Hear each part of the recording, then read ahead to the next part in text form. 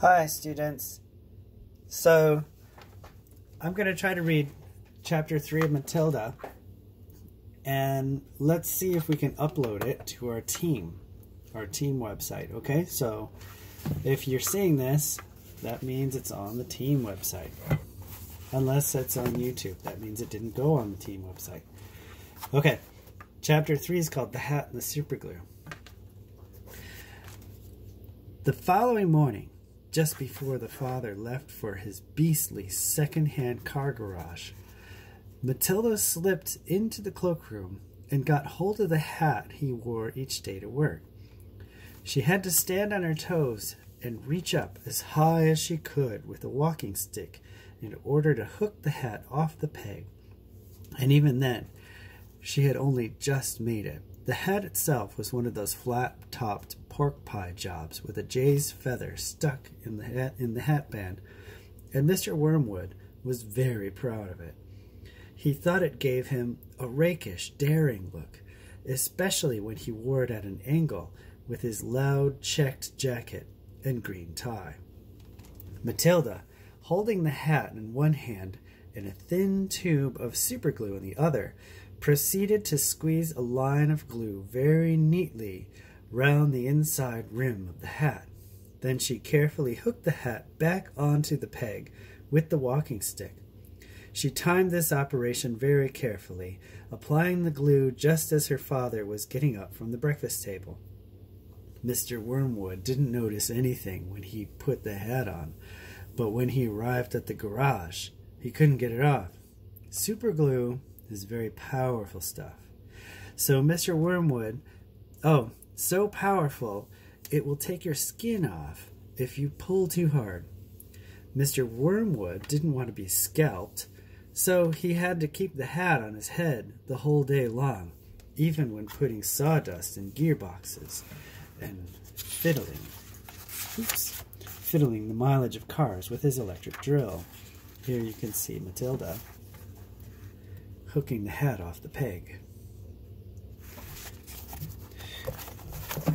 So, yeah, even when putting sawdust in gearboxes and fiddling the mileage of cars with his electric drill.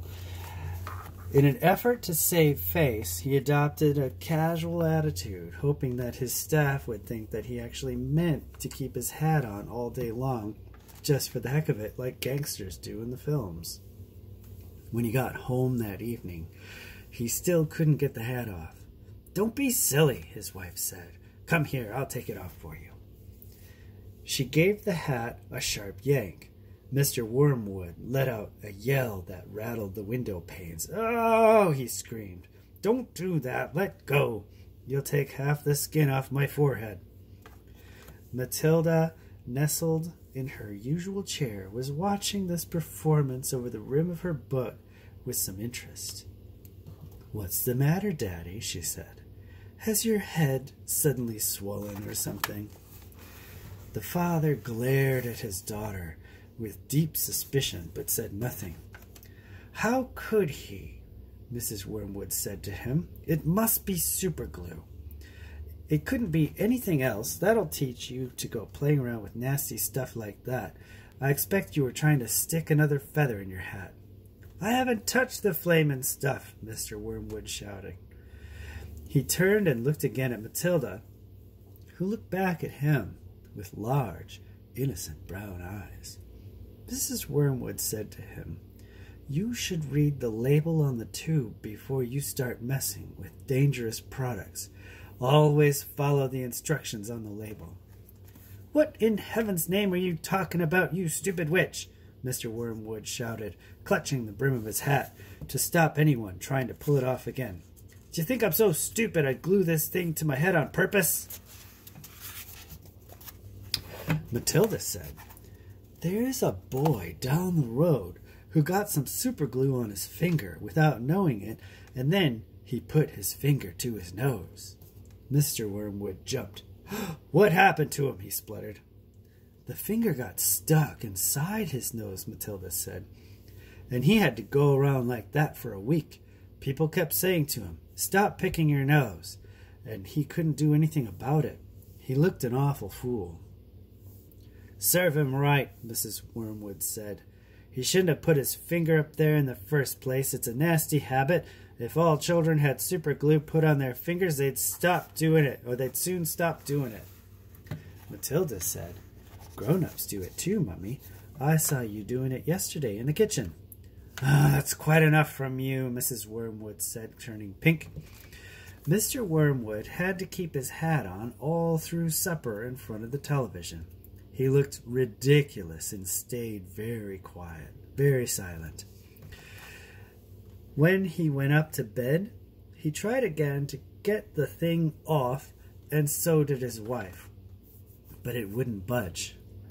How am I going to have my shower? He demanded. You'll just have to do without it, won't you? His wife told him. Then later on, as she watched her skinny little husband skulking around the bedroom in his purple striped pajamas with a pork pie hat on his head, she thought how stupid he looked. Hardly the kind of man a wife dreams about, she told herself. Mr. Wormwood discovered that the worst thing about having a permanent hat on his head was having to sleep in it. It was impossible to lie comfortably on the pillow. Now stop fussing around, his wife said to him after he had been tossing and turning for about an hour. I expect it will be loose by the morning, and then it'll slip off easily. But it wasn't loose by the morning, and it wouldn't slip off. So Mrs. Wormwood took a pair of scissors and cut the thing off his head, bit by bit, first the top and then the brim, where the inner band had stuck to the hair all around the sides and back. She had to chop the hair right off right to the skin, so that he finished up with a bald white ring around his head, like some sort of a monk. And in the front, where the band had stuck directly to the bare skin, there remained a whole lot of small patches of brown leathery stuff that no amount of washing would get off. At breakfast, Matilda said to him, You must try to get those bits off your forehead, Daddy. It looks as though you've got little brown insects crawling about all over you. People will think you've got lice. Be quiet, the father snapped. Just keep your nasty mouth shut, will you? All in all, it was a most satisfactory exercise, but it was surely too much to hope that it had taught the father a permanent lesson. Now, boys and girls, I wrote some words here from the chapter. Cloakroom, peg, pork pie, type of hat, but what type of hat?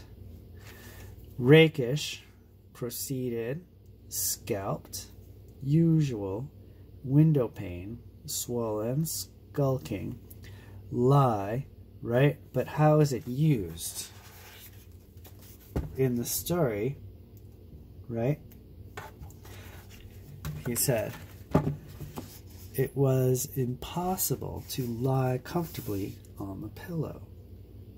Now, is it talking about lying? I don't really think so.